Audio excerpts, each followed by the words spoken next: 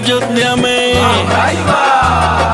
मंदिर बनी अयोध्या में कोर्ट के ऐलान बा। मंदिर बनी अयोध्या में कोर्ट के ऐलान बा।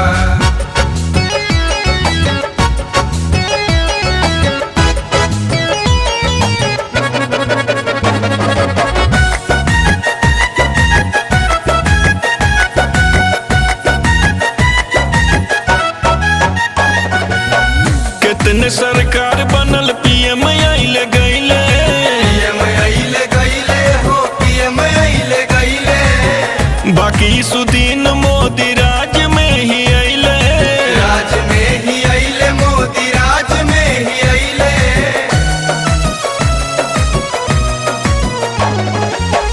कितने सरकार बनल पीएम आइले गइले, बाकी सुदीन मोदी राज में ही आइले।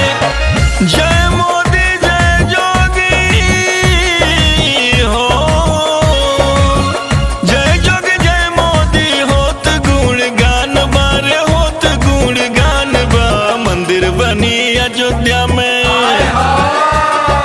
मंदिर बनी अयोध्या में कोर्ट के ऐलान बा। मंदिर बनी अयोध्या में कोर्ट के ऐलान बा। मंदिर बनी अयोध्या में कोर्ट के ऐलान बा।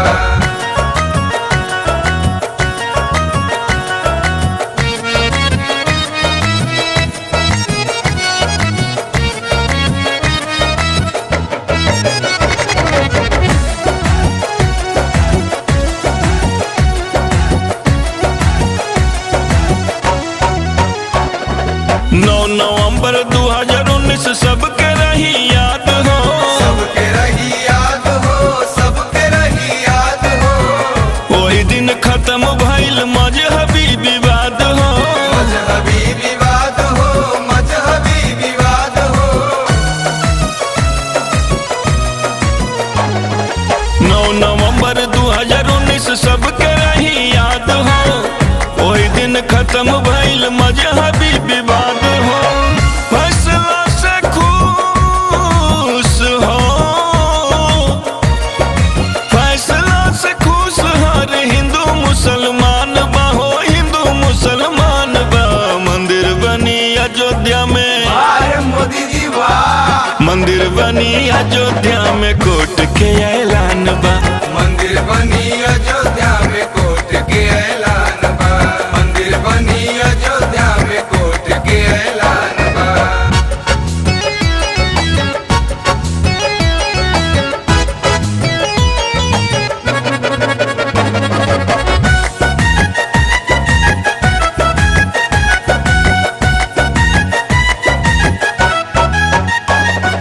बाई अपील जनता से शांति रहे देश में, शांति रहे देश में हो, शांति रहे देश में। छवि धूमिल ना हो आपन विदेश में, आपन विदेश में हो, आपन विदेश में।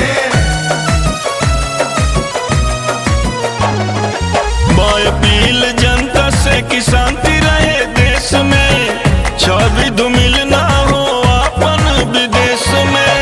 शेखर कवच हो, शेखर कवच सबसे बढ़ के अपन स्वाभिमान बा हो, अपन स्वाभिमान बा। मंदिर बनी अयोध्या में, भाई मंदिर बनी अयोध्या में कोर्ट के ऐलान बा।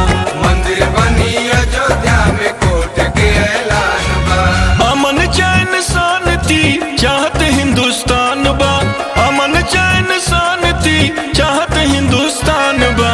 मंदिर बनी अयोध्या में, मंदिर बनी अयोध्या में कोर्ट के ऐलान बा। मंदिर बनी अयोध्या